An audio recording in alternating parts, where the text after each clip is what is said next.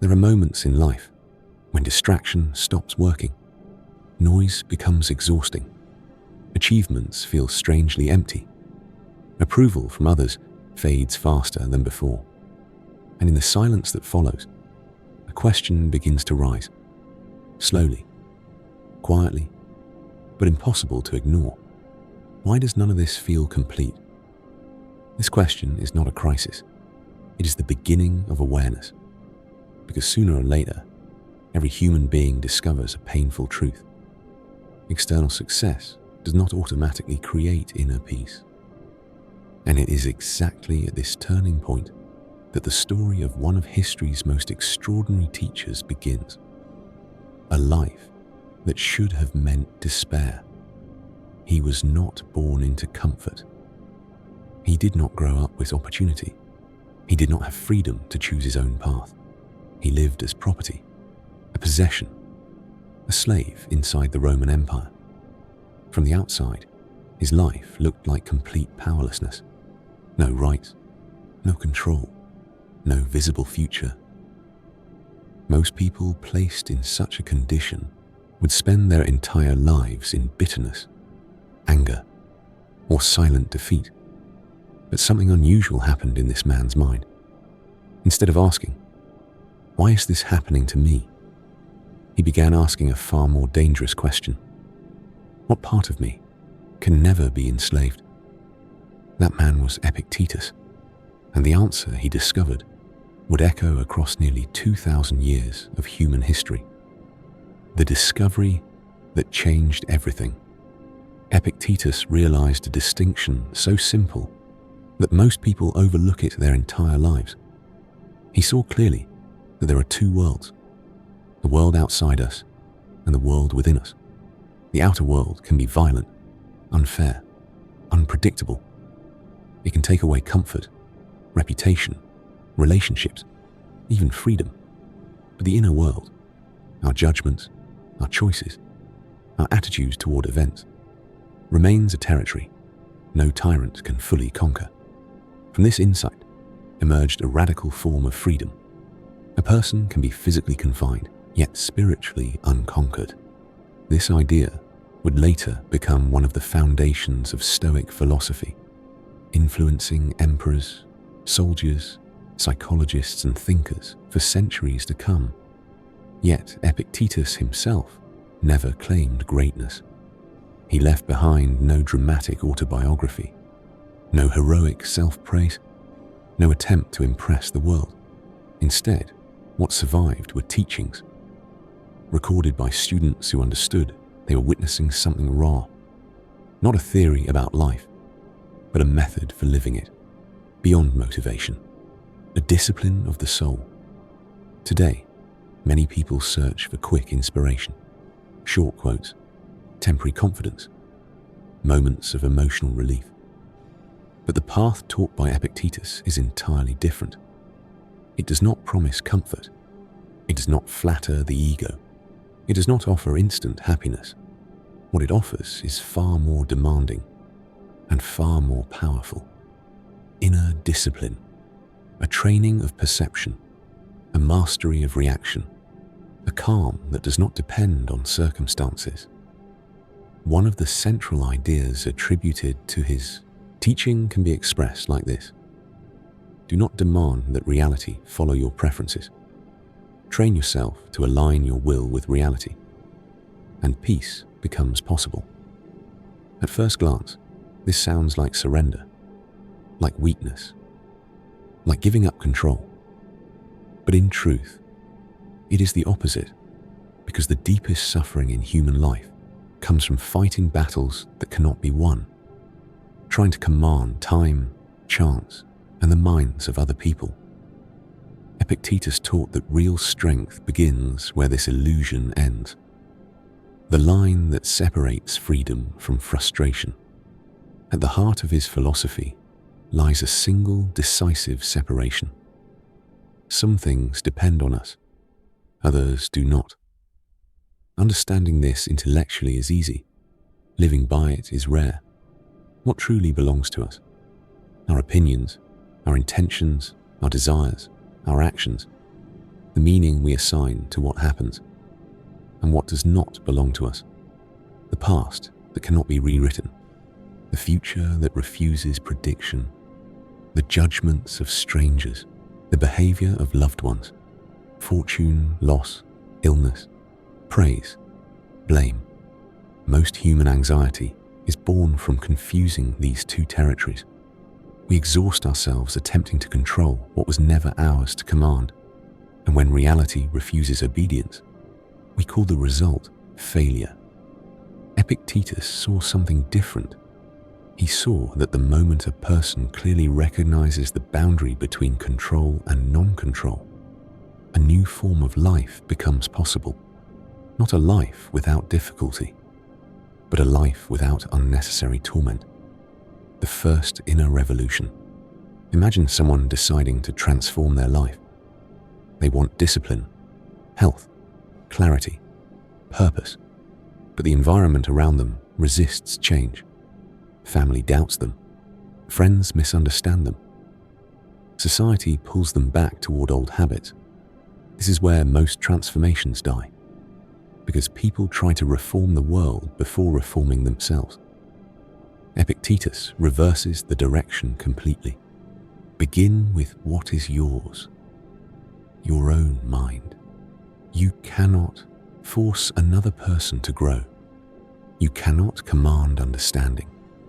You cannot guarantee approval, but you can become an example so steady and sincere that change begins to spread without words. Where the real practice starts, all of this leads to the first essential exercise in the art of living: disciplining perception. Human beings are not disturbed purely by events. They are disturbed by the interpretations they attach to those events. Loss can become destruction or instruction.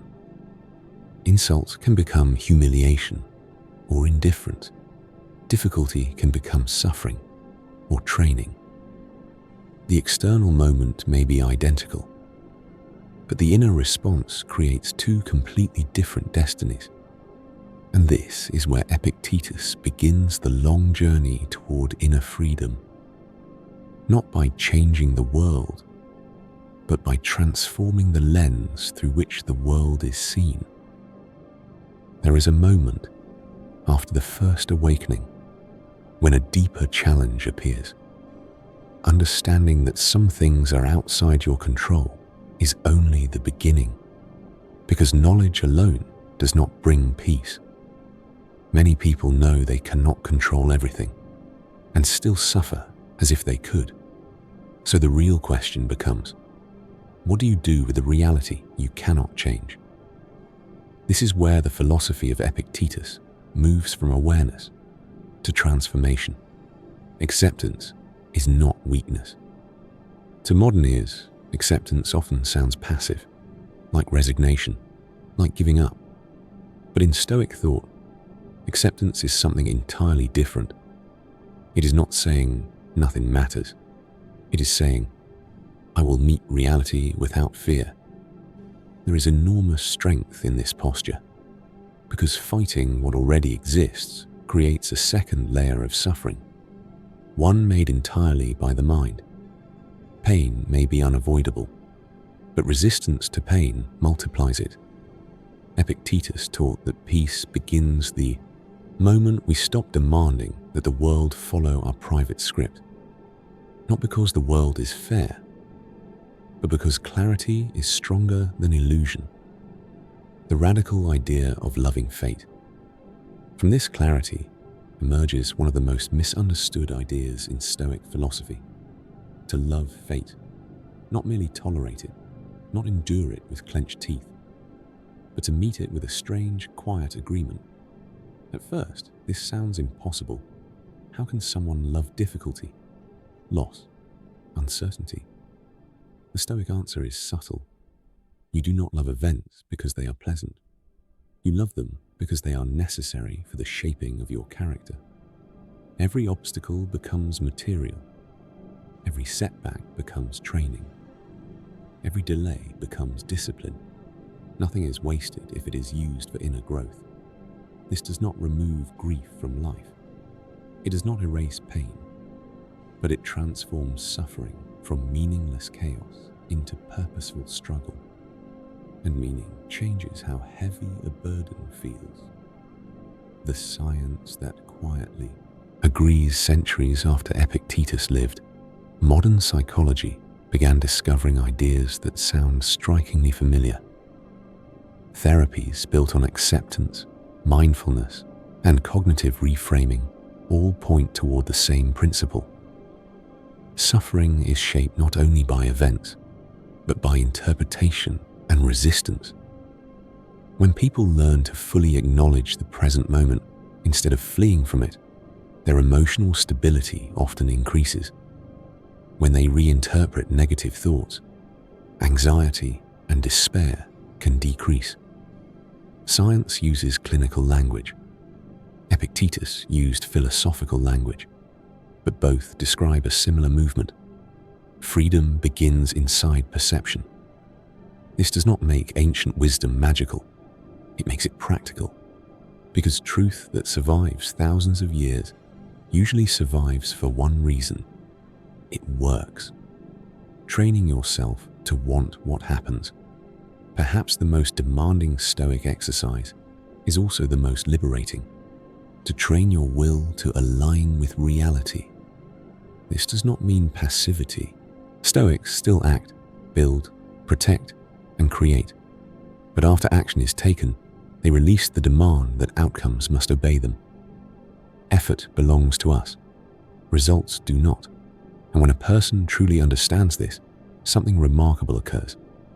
Fear begins to loosen. Anger softens. Resentment loses its fuel. Because the mind is no longer arguing with the structure of existence itself. Instead of asking, "Why is this happening to me?" the question becomes, "How can I use this well?" That single shift separates bitterness from strength, the inner locus of control. Modern psychology would later describe a similar mindset using the phrase, internal locus of control. People who believe their responses matter, even when circumstances are harsh, tend to show greater resilience, discipline, and long-term well-being. Epictetus never used this term, but he lived its meaning. For him, inner freedom meant this: you may not choose the storm, but you always choose how you stand inside it. And that choice, repeated daily, gradually shapes a life. Not a perfect life, but a steadier one. Two lives in the same world. Imagine two people facing identical circumstances. Both experience loss. Both meet uncertainty. Both walk through difficulty. Yet one becomes consumed by blame and despair.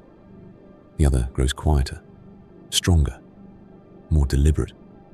What separates them is not luck, not intelligence, not talent. It is philosophy, the invisible framework through which reality is interpreted. One person becomes a servant to whatever happens. The other becomes a guardian of their own spirit. And this difference, almost invisible at first, expands across an entire lifetime. At the final stage of Epictetus's teaching, the focus becomes clear. The goal of life is not comfort, status, or constant happiness. The true goal is inner freedom, a freedom that cannot be taken away by events, people, or fate. Many individuals spend their entire lives trying to control the outside world. They try to secure perfect conditions, avoid pain, gain approval, and guarantee success. Yet even when they achieve these things, peace often remains distant. Because what disturbs a person is rarely the world itself, but the state of their own mind. Epictetus understood this with unusual clarity. Having lived without power, rights, or security, he discovered that the only lasting stability must come from within. And this discovery leads to the most demanding idea in Stoic philosophy. No one is truly free until they learn to master themselves. Self-mastery is the highest form of strength. Power over others is visible. Power over circumstances is admired. But power over one's own reactions is far more rare. A person may command armies and still be ruled by anger. They may possess wealth and still be controlled by fear of loss.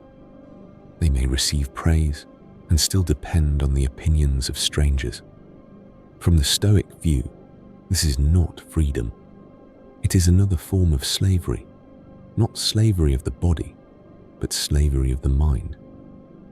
Self-mastery begins when a person recognizes that emotions, impulses, and judgments must be trained rather than blindly followed. This does not mean suppressing feelings or becoming cold. Instead, it means creating space between event and reaction. In that space lives choice, and in choice lives freedom, calm in the middle of the storm. Stoic calm is often misunderstood. It is not emotional numbness. It is not pretending that pain does not exist, and it is not withdrawal from life. True calm is the ability to remain stable while feeling everything fully, to experience difficulty without collapsing, to face uncertainty without panic, to endure loss without losing dignity. Life will always contain storms. Health can change. Plans can fail. Relationships can end. Unexpected events can appear without warning. Epictetus never promised protection from these realities. Instead, he offered something more practical: the ability to remain steady, regardless of what happens. This steadiness does not remove suffering completely, but it prevents suffering from destroying the soul. Ancient wisdom, confirmed by modern thought. What Epictetus taught nearly 2,000 years ago now echoes in modern psychology. Research shows that people who focus on their responses rather than uncontrollable events tend to be more resilient, disciplined, and emotionally balanced. Changing interpretation can reduce anxiety. Accepting reality can reduce inner conflict. Taking responsibility for one's reactions can increase well-being. Science explains these ideas with clinical language, but the essence remains the same as the Stoic insight. Peace begins when the mind stops fighting reality. This connection between ancient philosophy and modern research does not make Stoicism mystical. It makes it practical for everyday life. Two possible ways to live. Imagine two people facing the same hardship. Both lose something important. Both feel uncertainty about the future. Both experience pain. One becomes bitter, blaming the world and waiting for circumstances to change. The other turns inward, asking how to respond with wisdom and dignity. Externally, their lives may look similar. Internally, they are completely different. One remains a prisoner of events. The other becomes the guardian of their own spirit. This difference is not created by luck or talent. It is created by philosophy, lived in practice. The discipline of daily application. Epictetus insisted that wisdom is useless without action. Understanding ideas is only the beginning. Freedom appears only through daily practice. Every irritation becomes training in patience.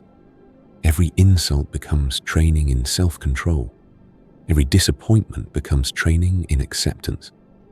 Nothing in ordinary life is meaningless when viewed as preparation for inner strength. Over time, small disciplined choices reshape character. The change is quiet and gradual, but also deep and lasting. This is why Stoic practice is not dramatic. It is consistent. And consistency is what transforms philosophy from words into a way of living. What freedom truly means, many people believe freedom means doing whatever they want, but uncontrolled desire often leads to new dependence. dependence on pleasure, comfort, or approval. Stoic freedom is different. It is the condition of needing very little from the outside in order to remain at peace inside. Such a person can experience success without arrogance and failure without despair. They can enjoy pleasure without becoming enslaved by it and endure pain without losing themselves. This is the freedom Epictetus demonstrated through his own life. Even in chains, he cultivated a mind that remained unconquered, and that inner independence became more powerful than any external authority. The final lesson, in the end, Stoicism asks a simple but demanding question. What kind of person are you becoming through what happens to you? Life will continue to bring change, difficulty, and uncertainty. No philosophy can remove this reality, but a philosophy can determine how you meet it. You can live reacting to everything, losing peace whenever circumstances shift, or you can live with awareness, protecting the one thing that truly belongs to you, your inner character. For Epictetus, this was the highest achievement of a human life. Not fame, not wealth, not comfort, but a soul that remains free, steady, and self-governed in a world that is never fully under control. A quiet invitation to practice. These teachings are not meant only to be heard. They are meant to be lived. Sooner or later, difficulty will return, as it does in every life. And in that moment, a choice will appear: to react with fear and resistance, or to respond with clarity and strength, to surrender peace to circumstance, or to remember what is truly within your control. This choice, repeated again and again, slowly shapes destiny, because inner freedom is not given once, it is built daily. And the person who continues building it, step by step, discovers something remarkable. Even in an uncertain world, even in the presence of suffering, even without perfect conditions, a human being can still live in peace,